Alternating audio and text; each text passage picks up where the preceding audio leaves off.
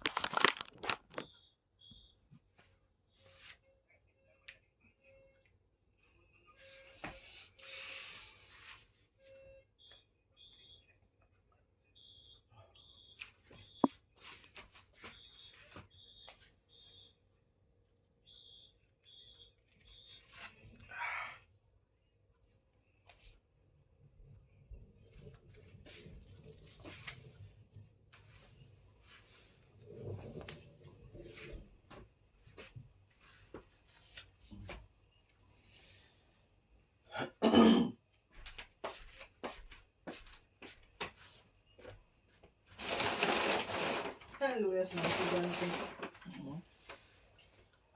Ang RCC kay di na sila pwedeng dawat sa mga application sa mga student permit. Okay. Para may butang din.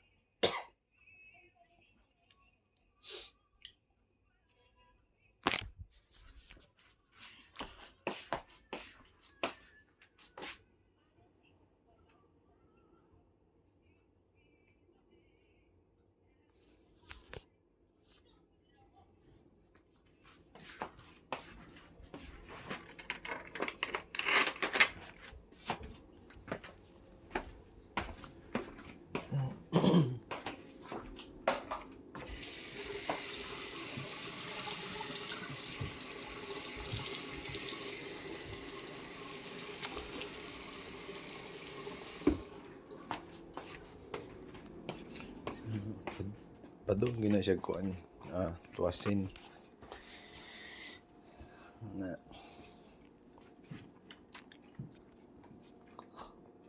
Sa inindot kayo mga panahon. Sa pagbati.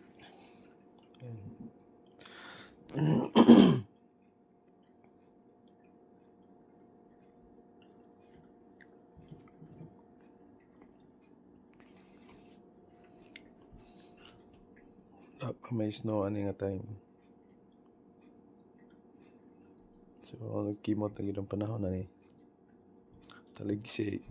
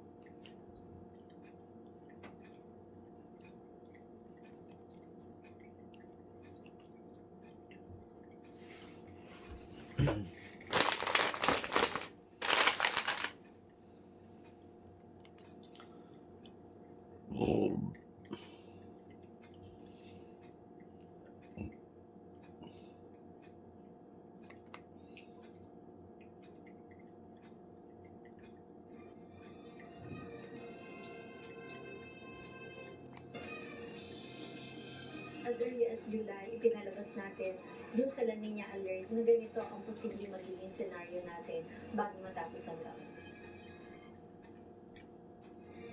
Malalakas na buhos ng ulang dala ng mga bagyong to. Mga private contractors, yung mga trucks nila, yung mga makinarya nila, yung mga private contractors na may contract. Kung kontribusyon sa kumpanya ay lagi pong laman ng aming alaala at aming kinikilala sa aming services asahan sa iba't ibang lugar sa mga susunod na araw. Hilaga. Last November 7 po kasi ay nag-complain po ng chest discomfort si Tumain ng pananakit ng dibdib si Kibuloy noong November 7. Kaya't dinala na ito sa Heart Center noong November 8, Biyernes para sa ilang medical check-up. ito lang po ay para bigyang daan po yung gagawin pong medical examination dahil marami po yung kailangang gawin po sa kanya yung pong sinasabi ko kung yung Inilabas na ng Commission on Elections ang listahan ng mga senatorial aspirant na idineklarang nuisance o panggulo lamang sa halalan. Pero sabi ng COMELEC, maaari pang umapela ang mga ito. Samantalang mataas pa rin ang bilang ng mga naghain ng kandidatura sa Bangsamoro Parliament kahit na posibleng maipagpaliban ang halalan. Ito ang balita ni Dante Amento. Gusto natin magkaroon ng final list of candidates na hanggang December 13 ng taon na to. Patuloy ang paglilinis ng Commission on Elections o COMELEC sa listahan ng magiging mga kandidato sa 2025 midterm Busy pa elections. ikaw? Sa 117 senatorial aspirants na sinampahan sa Commission on COMELEC 2025. Busy man ikaw. Chat-chat. Ikaw po yung babae. Chat-chat. Ang isang kandidato o aspirant ay natuturing ng lusan Busy man. Alam mo, magtandugon. Tika, tika. Asa ka na halika to ka. Sa pagtakbo, ayon kay Ano yung ginagawa? hindi pa naman pinal ang desisyon ng kanilang divisyon dahil ka. maaari pang mapila ang mga dineklarang Badlong. nuisance hanggang sa Korte Naluton ma? Ha? Ang galing kasi na mag-file motion for consideration Okay. sa ating commission ENBAC. At kung ano man yung decision ng commission ENBAC, yan Ha? ang final and executive. Za? Naluton mo? at isa para sa national and Ay, local candidates. Dantiamento UNTV News Yeah, and okay na to. Diyos ang aming sandigan. Servisyo Kung nag-invite na ang ako. aming pinakahalagahan. 22 pot. Ha? 22 pot ito sir. Ipatanong mo makayang alas sa oy pag pinagdrera niya mo. 22 niya. Ilang bagong alkalde Gaspi Yeah. Bay, si dating ako Bicol Party List Representative Alfredo García. Ito ay 22 noon. matapos na i-disqualify ng Commission on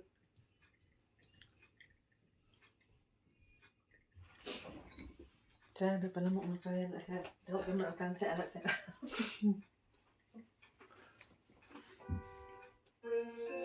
Like, Downy Purifying Rinse fights over in just one wash. Guaranteed. wala.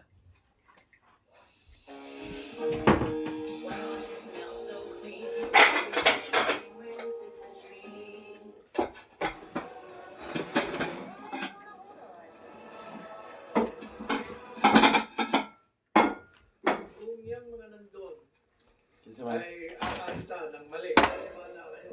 Maghahalo ang ano doon. Basta, makagano lang. Basta ang ating word of caution. The members, you invited the former president. You're saying that you're going to give dignity to his office. Do it. Don't state of embarrassing the president, former president, humiliating the former president, assaulting his integrity and reputation, and misleading people about him. And maniwala kayo. Sa You itlog ako. will be believing what you are looking for. Kung bago ka lang dito sa MTPH, maaari pang mag-subscribe. Buang. Kapag may ganito tayong upload. Salamat kabayan. Oh, ready na ba kayo? Buang. Oh.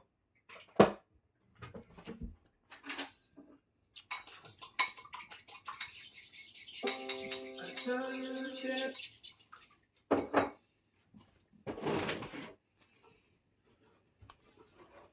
The Kremlin's senseless invasion.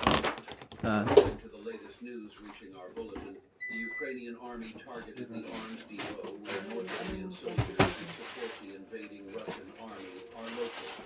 The Bryansk region, located very close to Ukraine and Belarus, is at the center of the events. Today we will explain this extraordinary development in detail in our news report. Don't forget to subscribe to our channel and like the video before we go into the details of the news. How the incredible event we mentioned took place was explained second by second. The Ukrainian General Staff shared that the army organized a secret operation in a statement made on social media. In the aforementioned statement, it was stated that Ukraine's leading generals worked for days for this operation. When we look at the details of the operation, we see that Kyiv has worked very meticulously. Accordingly, 30 Ukrainian drones in the city of Kyiv waited for the weather to darken for the operation. Now. The reason for this is that the air defense systems in the inventory of the Russian army do not work efficiently at night. So the Ukrainian generals took advantage of the darkness. These aircraft, built with state-of-the-art technology, managed to overcome Russia's outdated security systems. The unmanned aerial vehicles that took off from Kiev arrived in Bryansk, Russia, one by one. The Ukrainian vehicles, which did not encounter any security, started the operation. In this operation, which started late at night, the headquarters of Russian soldiers was targeted. The 8 drones, which were selected as the vanguard, first started firing to neutralize the Russian air defense systems. Almost with the destruction of the air defense system, alarms began to sound at the Russian headquarters. In Bryansk headquarters, it was officially freezing in an instant. Russian commanders quickly tried to take their places. The great operation of the Ukrainian army did not allow this. With addition, with the explosion, the night was suddenly covered with a white light. The Russian army lost a large number of military ammunition, and the city of Bryansk suffered a very serious wound. According to additional information, the explosion also caused serious damage to the Russian headquarters. This Russian military headquarters is expected to be closed for some time. Considering that the Kremlin is in a difficult situation, it is difficult to open this headquarters for a while. Thanks to the successful operation, the Ukrainian army has dealt a strategic blow to the Russian army. As we have just mentioned, the fact that the city of Bryansk is located on the border of Ukraine and Russia caused the Russian army.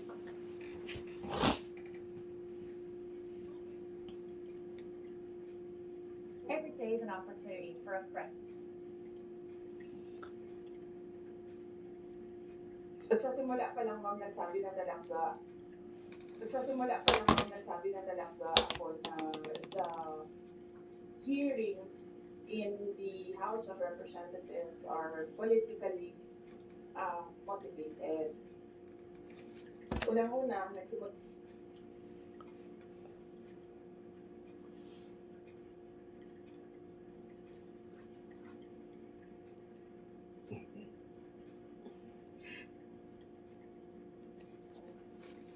And many of Canada's top dignitaries, including Prime Minister Justin Trudeau, attending a somber Remembrance Day ceremony in Ottawa. And with that, we're going to bring in our Parliament Hill correspondent, Glenn, through what happened today. Glenn. Yeah, that's right. The Prime Minister was on hand along with some other dignitaries. Of course, the Governor General was there, the Chief of Defense Staff, Jenny Carignan, and of course a small group of surviving Second World War veterans. And this is every year we have this event. That contingent of people who fought in the Second World War gets.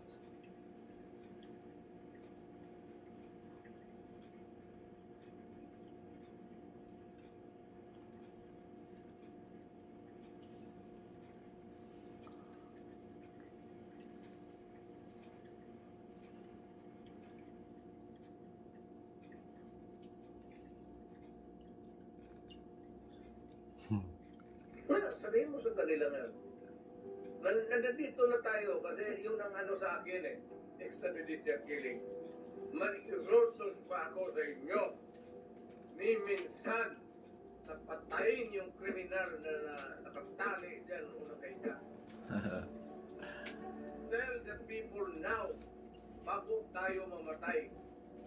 Ikaw, Senator De La Rosa, did I ever tell you to shoot a criminal na defenseless na nahuli na nila? Never. Never.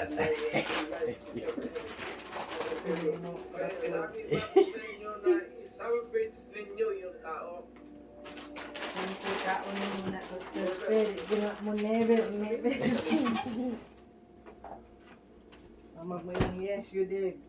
Mo did.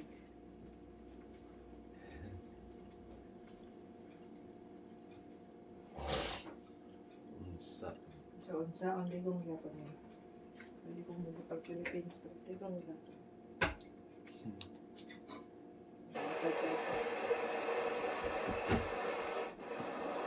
Puno na na mo hang Ano eh. Kita may pinakapaspasan o basura rin. sabi yun, no? Tanawan ng basurahan din. Magsawi ka makaka. Ha? Magsawi ka makaka. Mas awi ko ng garbage bag. Pero kanang order ba inana kanang paper bag. Mas awi ko ng garbage bag, kay mahal yung garbage bag. Pero paper bag kapag yung paper bag itong super to, lalabay ba na ako to? Labay. Limpyo no?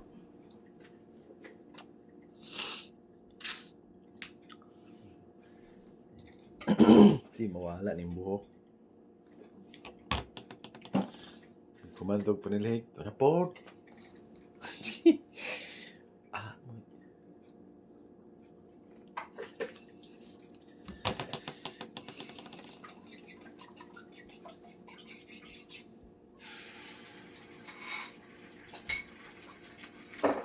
Asa?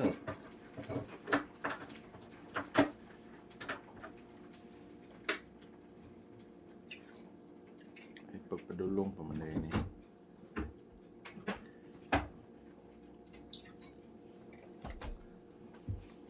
Okay, nainom yung mga basura. Ha? Ha? Hindi pa, nainom yung mga basura. Kay? Ano yung mga lahi ning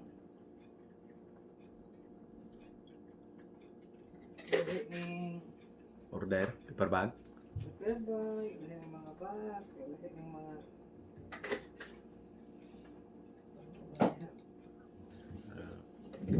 Wala pala yung basurahan din ako na bang maagian na to ba? Hindi kong basurahan ba? Katurang sa Filipino store na. Katurang sa Filipino store man nag-cook. huwag ka pwede dito. Kay? Lang naman to. Pagkaduhan mo galit. Hindi pa ito pwede labay doon ay. Rito ginatugan ng kahoy.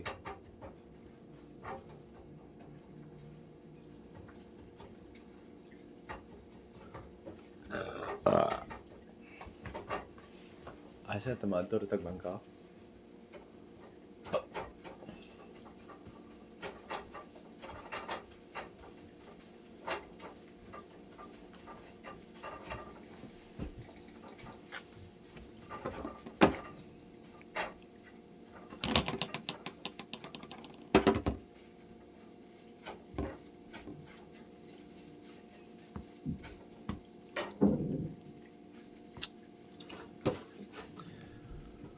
ano.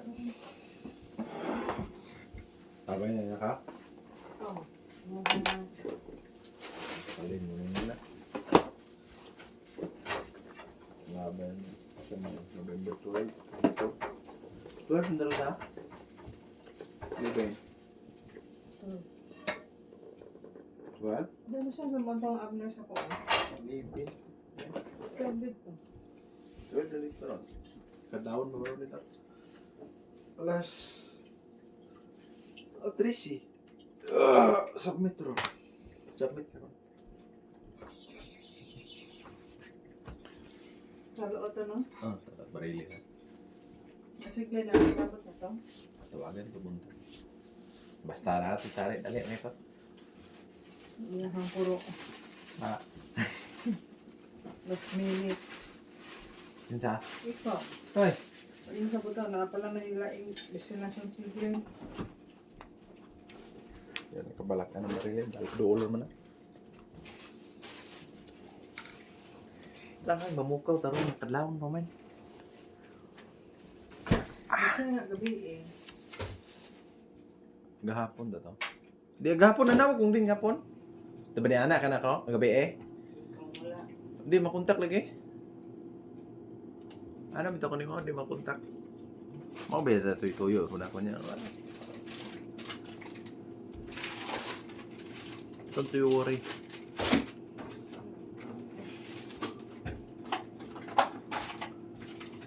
May problema.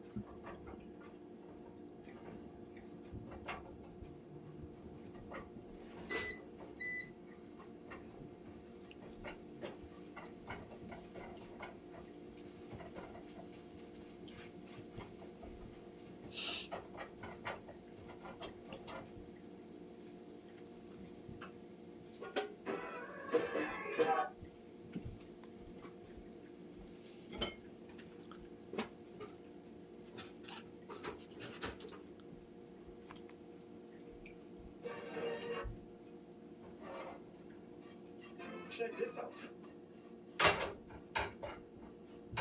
Guaranteed building replacement.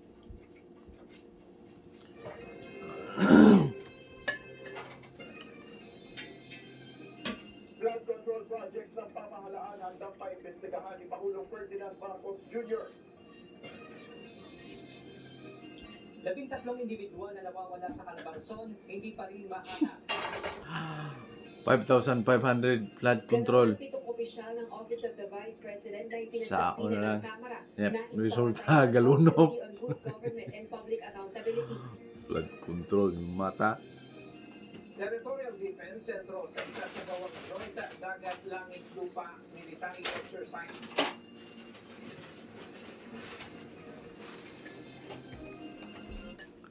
Ay, buang.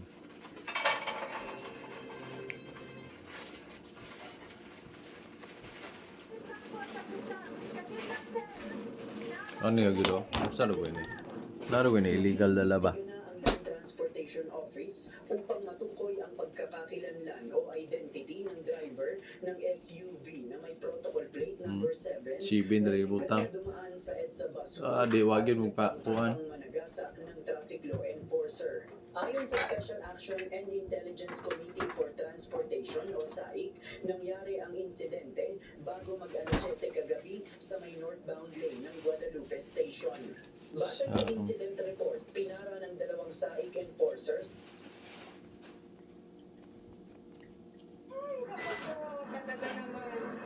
mariing kinandina ng Department of Transportation ang insidente at Inani, primuha lang. Muro. hinggil sa insidente. Ani, ug-ari ba? Pinunya, CNTV, News and Rescue. Diyos ang aming Ulol kayo. servisyo publiko ang Nagutan ako ganyan kadlaw noon mo rin. Ako naman, aban ako, dugay balik tulog noon. Wala Alas 5. pang umaamin o tumangging senador kung sino ang nagmamayari ng sports utility vehicle o SUV na nag-viral matapos naman sa EDSA busway. Tiniyak naman ni Senate President Francis Chis Escudero na sakaling sa isang miyembro ng Senado ang sasakyan, mananagot ito sa kanyang naging kasalanan. Ito ang balita ni Asher Kadapin. Sabay mo angko na. Huwag di madakpan tong tao nga niabli sa kuan. Los mo sis. Troko ka. While we did,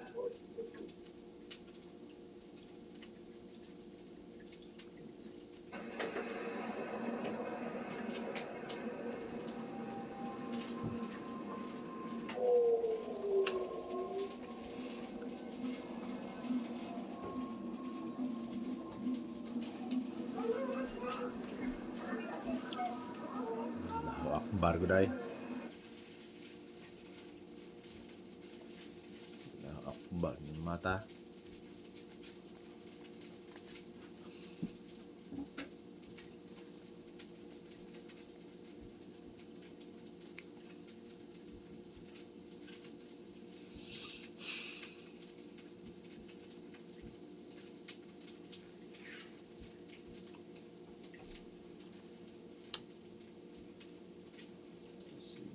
May bagong update ni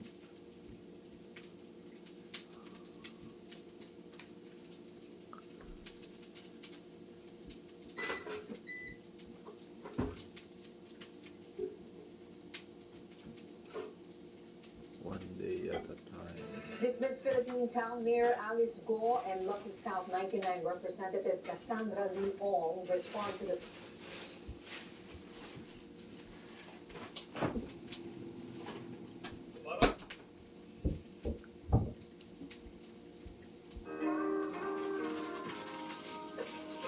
Kedua din nagipusil siya. Trump din no? Trump sikan attempt na. This is West Palm Beach, Florida, home to the prestigious Trump International Golf Club.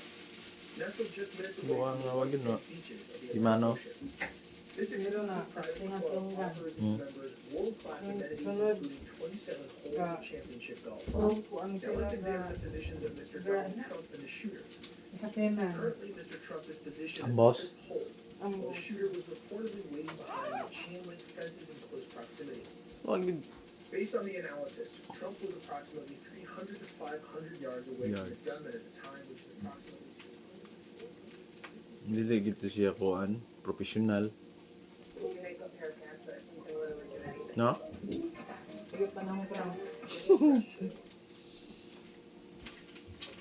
sniper's agent inspecting around the fifth hole of the golf course and not on the fifth hole that's suggested in our earlier video. The visual representation provides a clear understanding Perang tatay big sa una, ambush me. Ambusan dia no? Ambush me. Here we're having a somewhere in the Got it. vicinity, likely choosing a discreet location to avoid drawing attention. After Ambush extensive me. scouting, he began searching for the ideal vantage point, carefully timing his movements. His aim was to strike at a precise moment when Mr. Trump would reach the fifth hole of the golf course. Golf course talaga. In this animation, we observe the former President Trump traveling in his golf cart, unaware of the imminent danger. Little did he know the gunman was waiting for the last 12 hours to take his best shot at the former president. As stated, the assailant was armed with an SKS and not an AK-47, as earlier reported. Ya te AK-47 pud gamit lamungan. Dili gid pang professional. The Secret Service agent noticed something suspicious. The suspect had inserted the barrel of his rifle through a gap in a chain-link fence on the outskirts of Trump International Golf Course. This took place at approximately 1:28 or 1:29 p.m. The moment the rifle barrel emerged through the chain fence, the Secret Service acted swiftly. Shots were fired at around 1:30 p.m., neutralizing the threat before the gunman could execute his plan.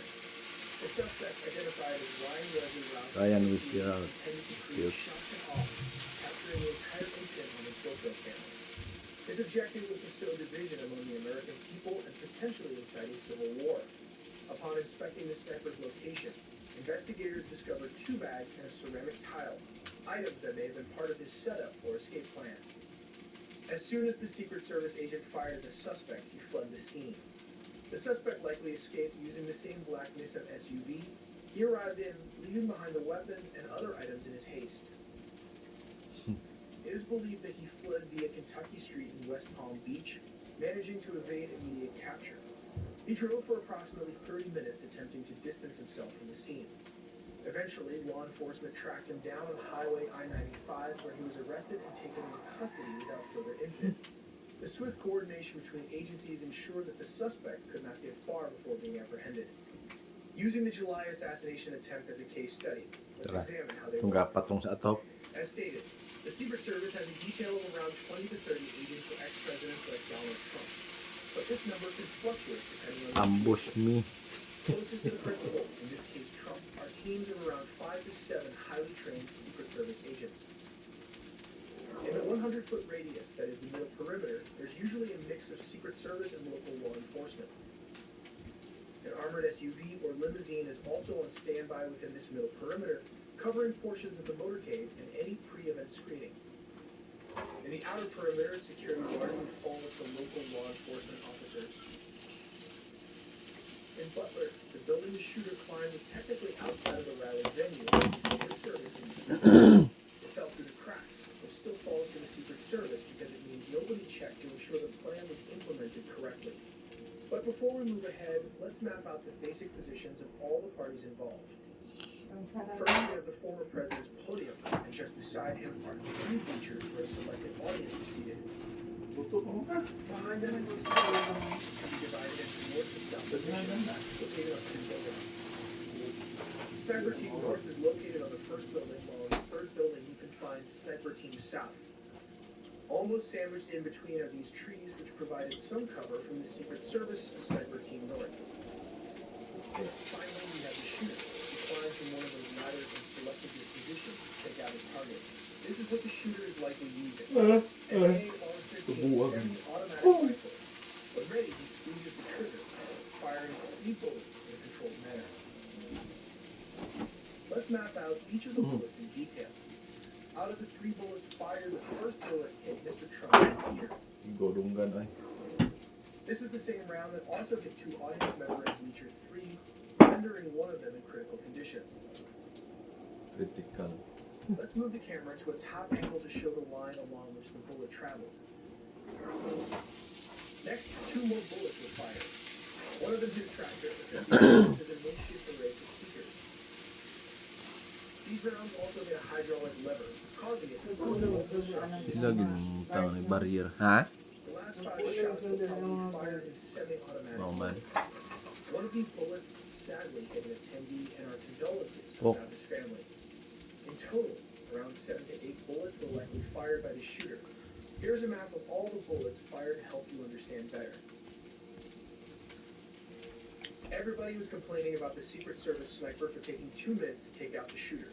But let's take a look from the sniper's point of view. First of all, we have these tree lines that could have obstructed the Sniper Team North, while the Sniper Team South had a clear line of sight. Here are 2 scenarios circulating on the internet. In scenario 1, the leaves and branches of the tree covered almost 90% of the shooter's entire position. However, for an experienced shooter, this would have been possible to manage. He might have fired the shot and took out the target. Let's look at scenario 2. The distance from Sniper South to the shooter was around 600 to 700 feet. This is also a possible shot that can be accounted for by assuming that Sniper Team South took out the shooter from this range. When ready, he took his shot and fired his rifle with a 308 Winchester round, taking out the shooter. So maybe there was some miscommunication between the 2 teams regarding who should take out the shooter, resulting in a delay of around 2 minutes when the threat was detected on the roof. Let me know what you think in the comments section, so the second Sniper Team reacted much faster. Let's compare the 2 weapons side by side. May pang sniper yun. We can divide it into several parts. This is the barrel, one of the most important parts, based on the Remington 700, a tried and tested hunting rifle.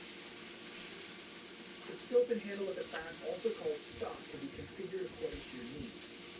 It has an official effective range of 1,200 yards, which translates to 1,097.28 meters.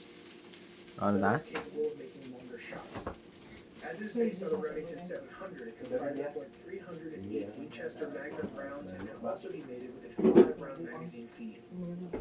While the AR-15, although much smaller, has an effective fire range of 500 yards. That is around 457 meters, which is within the former President Trump firing range. Quality of life matters. Affording groceries and the basics matters. Auto has a different agenda. Their energy production cap will cut the family's budget, which means less money in your wallet. We say let common sense prevail. Tell the feds at scrapthecap.ca.